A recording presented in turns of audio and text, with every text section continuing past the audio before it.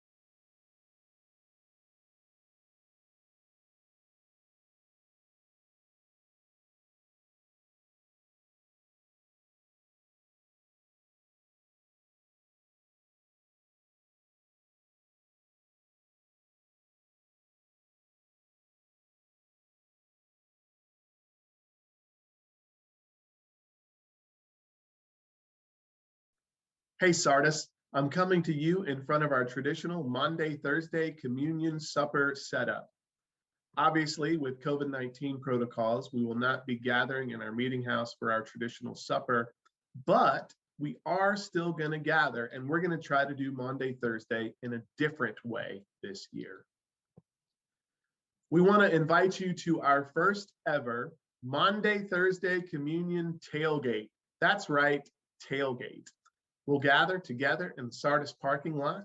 A soup and bread supper will be provided by the staff, or if you feel more comfortable, you can bring your own meal. Our fellowship time will begin at 5:30. Then at 6 o'clock, we will chime the hour, and every quarter hour, we will read the gospel accounts of that Passover meal together between the disciples and the time that we come to know as the First Communion. We hope you'll join us for this very special service offered in a most unique way. So mark your calendars, Thursday, April 1st, 5:30 p.m.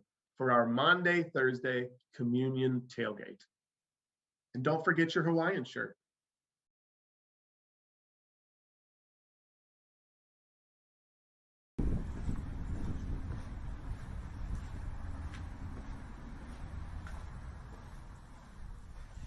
Welcome to Sardis. We're so glad you joined us today. Come on in and let's worship.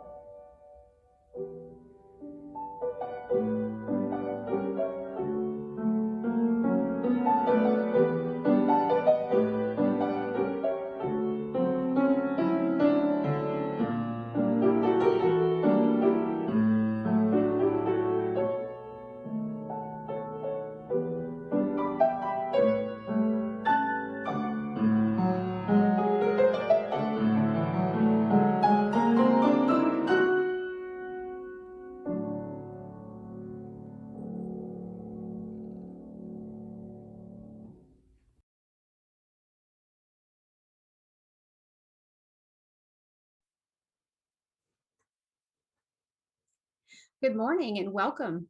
We are glad that you are online with Sardis Baptist Church this morning. Next Sunday is Palm Sunday, and unfortunately, we won't be together in the sanctuary, so we won't be able to hand out palm fronds, but we hope that you will bring your own to the Zoom room next week.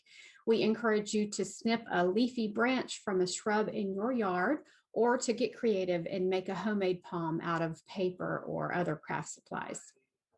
And speaking of creative things to do, if you logged on early, you might have noticed in the photos that were shown before worship that there were some handmade crosses displayed. Jeanette Grassy made the one from a box of Cheerios, and Jean Lawrence made the cross collage. It reminded me a bit of a soul collage. If you have made a cross or if you decide to make one this week, please send us a photo so that we can share it with others. And my last reminder for today, this year, we are donating funds collected from Easter honorariums to Roof Above. You might know Roof Above as Urban Ministry Center or the Men's Shelter of Charlotte. Those two organizations merged last year and are now called Roof Above. If you would like to make a donation in honor or memory of a loved one, look for instructions on how to do so in today's Zoom chat or in the weekly Sardis Happenings email. That is all for announcements. So let us now center ourselves and move into our time of worship together.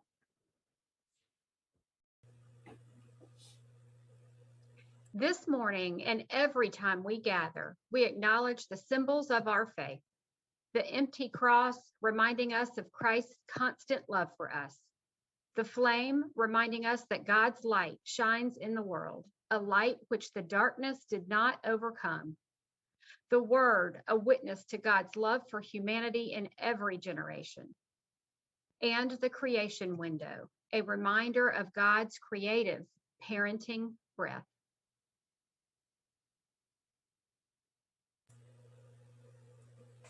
Each liturgical season offers an additional context in which to view the symbols of our faith. Too often, Lent has used the cross as a symbol of atonement, Christ's death as an agent of our grace. This season, we choose to reclaim the cross as a symbol of life. For us, the cross is testament to how one should live in love. The life of Jesus models compassion and service for us and reveals the divine in our own lives. In reclaiming the cross, we also reclaim two modern symbols as symbols of life, the mask and the Zoom grid. Hidden smiles and the faces of our friends in two dimensions will not dampen nor detract from the value of community.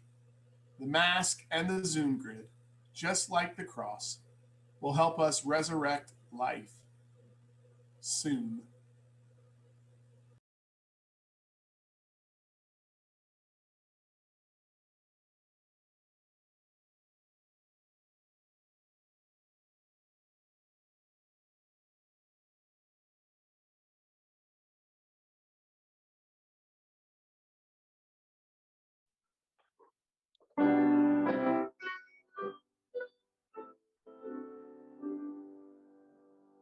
Take up your cross, the Savior said, if you would my disciple be.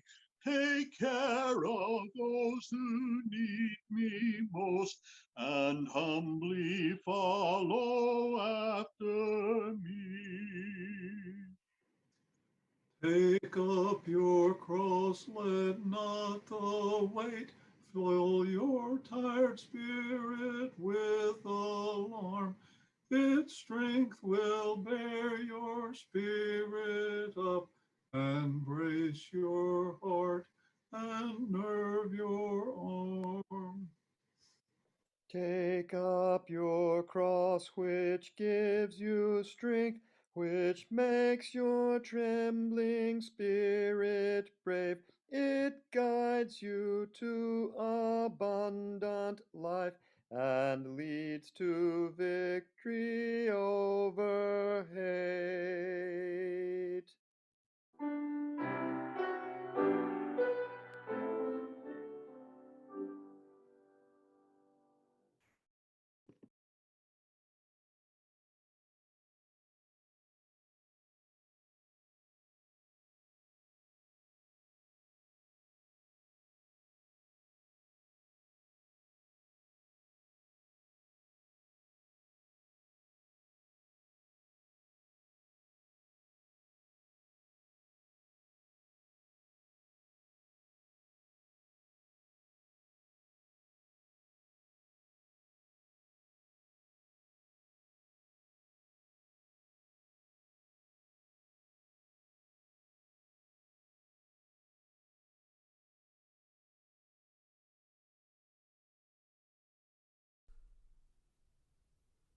This morning's sermon is entitled Knowing God. We've been exploring the various covenants of the Hebrew Bible during the season of Lent. In the Noahic covenant, God promised to never again flood the earth. In the Abrahamic covenant, God covenanted with Abraham and Sarah, offering progeny and land to the 1,000th generation. At Sinai, God reminded the people of how God brought them out of Egypt. God established basic ordinances, and God delivered a new land of milk and honey. Now, none of these three covenants are without their issues. Portions of all three covenants challenge our modern sensibilities, and God's universal benevolence seems to be undercut at times by God's perceived favoritism from privileged groups. But for the most part, these three covenants offer the overarching idea of a God who is vested in everybody and everything in every time. This morning, we are introduced to a new covenant, Jeremiah's covenant, which is not only new, but is also markedly different. Yes, the first three covenants still ground me, and I hope you too, and inform my understanding of God's nature and character. But for me, each one of these texts speaks to what we ought to know of God and speaks to what we ought to know about God. So we know of God's creativity, and we know of God's glory, and we know of God's stick-to-itiveness, and we know of God's benevolence, etc. And so, because we know of these things, we covenant with this God. God's going to be there for us, and we know that we're going to be there for God, and our mutual commitment to modeled principles will ensure this covenantal relationship. But today, Sardis Baptist Church, Jeremiah introduces us to a covenant that's not about the knowing of God, but is instead about knowing God. Knowing God. We're moving away from reciting God's character, exegeting God's story as if it were some kind of algebraic equation or some kind of requirement before taking our college entrance exams. And we're moving toward a process whereby God is going to be fused within us. God's law, God's story, God's very nature is going to be written in our hearts. God's going to be our God, and we, Sardis Baptist Church, are going to be God's people. Theologian Elizabeth Johnson recalls that when God meets Moses at the burning bush, God sees and God hears and God knows what people are suffering. In this particular instance, God's knowing God's people is not just some spatial or intellectual awareness of their particular situation, but instead, God's knowing God's people is a participation in what is known. That is to say, God has a felt compassion for each one of us, whether we're laboring in the deltas in Egypt or the Zoom grids of Charlotte. To be in relationship, real, authentic relationship, whether it's relationship with spouse or child or friend or congregant or neighbor or even relationship with Creator. To be in real, authentic relationship is to live with felt compassion for others. Indeed, we might be able to recite the three previous covenants from memory. Indeed, we may be able to recite every provision in Leviticus. We may know every creed and every catechism. We may even be able to win every sword drill or name that hymn contest. But good friends of Sardis Baptist Church, if we are incapable of living with felt compassion for God and living with felt compassion for our neighbor and living with felt compassion for our entire creation, Johnson reminds us that we will never experience the living God. I think in Jeremiah, God finally offers a covenant that requires an intellectual and a spiritual and an ethical and an emotional connection between creator and creation. Or better yet, maybe God's people are finally able to articulate and express their lasting connection to God in a more meaningful way. And God's people are finally ready to engage in a felt compassion, knowing their Creator. What Jeremiah's covenant allows us to understand is that the very same God who liberated the Hebrews from Pharaoh, the very same God who provoked and shepherded and loved our ancestors throughout the ages, that very same God who steeled our ancestors in times of exile, that very same God is liberating us, making space for us, loving us, demonstrating felt compassion, knowing each of us now and forevermore. And even better, Sardis Baptist Church, God is setting about to find new ways for each one of us to know God now and forevermore.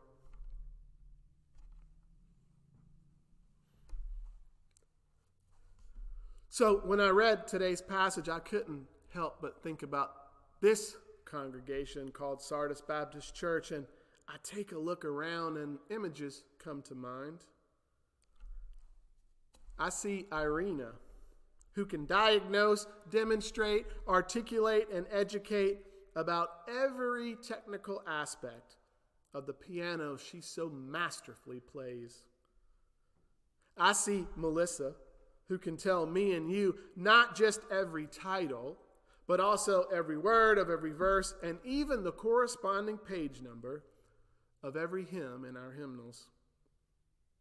I see June, who can imagine and design and construct quilts that are not only beautiful, but also functional and sturdy. And I see Howell, whose engineer's mind allows him to turn a piece of wood into furniture that is both aesthetically pleasing and wholly durable. And of course, this is to say nothing of the dozens of bakers and wordsmiths and caregivers and teachers and strategists and all-around Renaissance people that fill our congregation. I know that each one of you has a command, a knowledge of your craft and skills and gifts and varied offerings. But I also know that it is your heart connection that illumines and transforms the very gifts and offerings you share. God's Spirit reverberates through this place. Every time I hear Irina strike the keys and Melissa sing a note, because they know their music. God's Spirit reverberates every time I see the quilts that warm and snuggle my daughters at nap time, because June knew the fabric she was weaving. Every time our handmade tables support our faithful symbols, the Spirit is there because Howell knew the wood he was crafting. And every time this room swells with the fruit of your collective offerings, Sardis Baptist Church, the Spirit is present because you know what you are giving. Sardis Baptist Church, it's in these moments that you don't just know of God, but you know God because you engage God with felt compassion, the tangible expressions of your gifts. And even better, God simultaneously knows and engages with each one of us.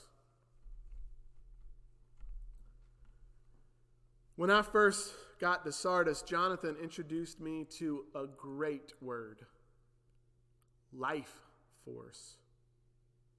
Each time we share communion in this place, he reminds our gathering that Jesus told the disciples upon pouring a glass of wine, "This cup represents my life force poured out for you, and it represents the new covenant."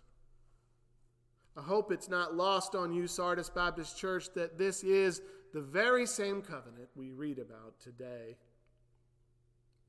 Jesus, more than anyone we've ever known to date, embraced the felt compassion of his Creator and sought to model that same felt compassion with all whom he encountered. In other words, Sardis, Jesus dared to believe that the God of the Exodus knew him too. And if God knew Jesus, if God was written within Jesus, then Jesus could be an expression of God to others. And so, Jesus invites each one of us to a table where those who gather are known by God and know God and have the opportunity to be a community not just of word and ritual, but also of felt compassion. In this Lenten season, we've been reminded of a God who is vested in everybody and everything and every time. But I think too often we know of this God. But friends, if we are to bring life, if we are to bring vitality into this Lenten season, we've got to make the journey from knowing of God's investment in each of our lives to knowing and experiencing God's investment in each one of us for ourselves. But fear not, Sardis Baptist Church. We need not see a burning bush to know our Creator's felt compassion, nor for us to express that felt compassion to others. Whether our feet are on desert sand or plush carpet or even hardwoods, we stand on holy ground in the midst of a Maker invested in and longing to know everybody and everything in every time. Sardis Baptist Church, Jeremiah tells us this day and every day that the day is coming when everybody, when everyone, when everything, when every time will know the Lord. Friends, may it be so, and may it be soon. Amen.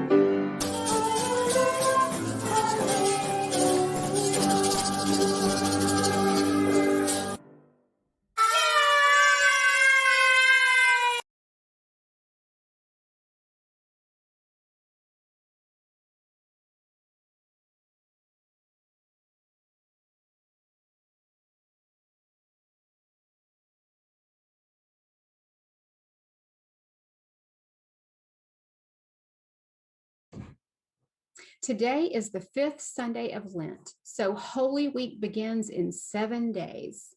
As we approach the end of the Lenten season, I am also feeling like we are approaching an end to the separation that we have kept from friends and family, and an end to not being able to go into public places that we may feel called to go, and even an end to Zoom worship at some point.